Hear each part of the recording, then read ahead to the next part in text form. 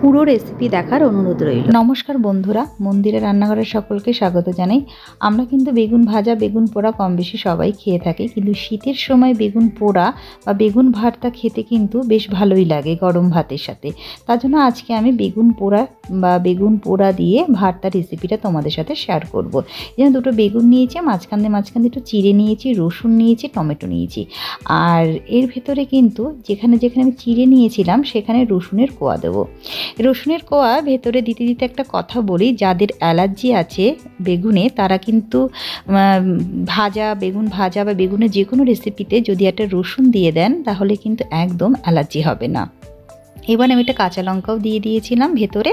সব কিছু দিয়ে আমি কিন্তু প্রত্যেকটা বেগুনের চেরায় মানে চিড়ে রেখেছিলাম তাতে কিন্তু রসুন দিয়ে দেবো।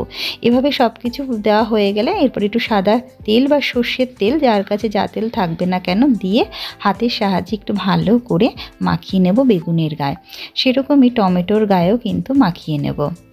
এখানে বলে রাখি, যারা অনেকেই ভাবেন যে বেগুন খেলে অ্যালার্জি হয়, ভয় পান, তারা কিন্তু এটা হামেশাই চোখ বন্ধ করেও খেতে পারেন, কিন্তু একটু অ্যালার্জি বা চুলকাবে না গায়ে, কারণ এই রসুন দিলে তার অ্যাকশানটা অনেকটা নষ্ট হয়ে যায়।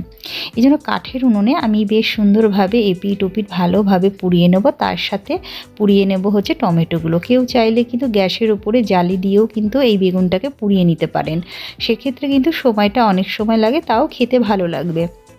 আমার কাঠের উনুন ছিল বলে আমি কাঠের উনুনে ভালো করে পুড়িয়ে নিয়েছি। দেখতেই পাচ্ছেন পুরনো হয়ে গেছে।